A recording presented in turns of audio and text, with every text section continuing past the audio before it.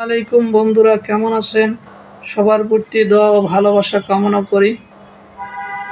এই ভিডিওটা শুরু থেকে শেষ পর্যন্ত দেখবেন এবং সাথে থাকবেন, ভালো কিছু শিখতে পারবেন ইনশাআল্লাহ। তাই প্রত্যেকটা সমাজে এবং প্রত্যেকটা ঘরেই কিন্তু দেখা যায় আমাদের একটা মোবাইল আছে, এই ডিভাইস আছে। এই ডিভাইসটা আপনি ভালো কাজে ব্যবহার করুন। এখান থেকে আপনি অনেক কিছু ইসলামিক অনেক কিছু শিখতে পারবেন। আমরা বলি যে এই পৃথিবীটা হাতের মুঠে, আসলেই হাতের মুঠে। আপনি ভালো কাজে ব্যবহার করুন, আপনি কোনো খারাপ কাজে ব্যবহার করেন না। এখান থেকে পুঙ্খানুপুঙ্খ আপনার হিসাব দিতে হবে। সাধারণভাবে আপনাদের একটা জ্ঞান দিতে চাচ্ছি এবং একটা সাধারণ মনে করাই দিচ্ছি। দেখেন, এই মোবাইলের ভিতরে যে একটা মেমোরি কার্ড, এই মেমোরি কার্ডের ভিতরে আপনি কত কিছুই না রাখতে পারেন।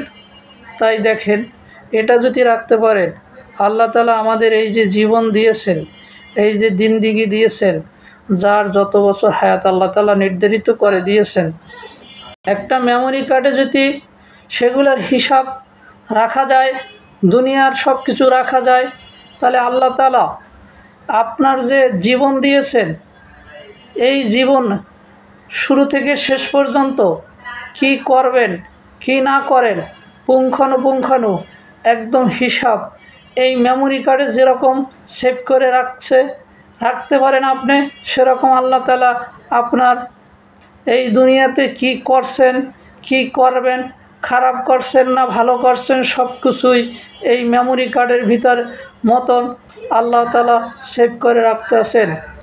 একটা মেমোরি কার্ড থেকে আমরা শিক্ষা নিই।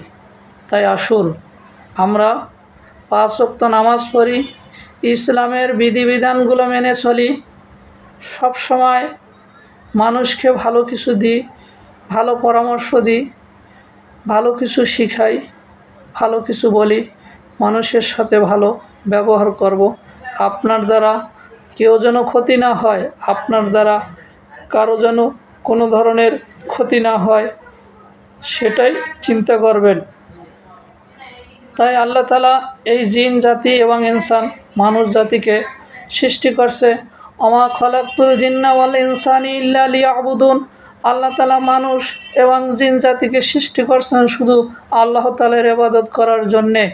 তাই আমরা সব সময় আল্লাহ তাআলার ইবাদত যেন করে এই দুনিয়া থেকে ত্যাগ করতে পারি।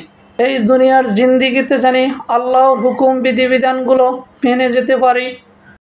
এই দুনিয়াতে আমরা চিরজীবন থাকবো না। তাই আল্লাহ তাআলা জিন জাতি এবং মানুষ জাতিকে যে ইবাদত করার জন্য সৃষ্টি করছে, সেটা যেন ইবাদত হয়, শুধু নামাজ পড়া ইবাদত না। সারা দিনে আপনি যা কিছু করবেন সবগুলোই যেন ইবাদতের অন্তর্ভুক্ত হয়। কারণ আল্লাহ তাআলা বলছেন, তুমি এশারের নামাজ পড়ে যদি জিকির করতে করতে ঘুমিয়ে যাও, সারা রাত তোমার ওই ইবাদতের ভিতরে শামিল হবে। এবং এরকম প্রত্যেকটা কাজ যেন আপনার ইবাদতের অন্তর্ভুক্ত হয়, সেটা মাথায় রাখবেন এবং সব সময় আল্লাহর উপরে বিশ্বাস রাখবেন এবং আল্লাহকে ভয় করবেন। কেউ না দেখলেও আমাকে আল্লাহ তাআলা নিজে দেখতে আসেন, আল্লাহর কাছে সাহায্য চাবেন এবং সব সময় আল্লাহর কাছে সাহায্য চাবেন।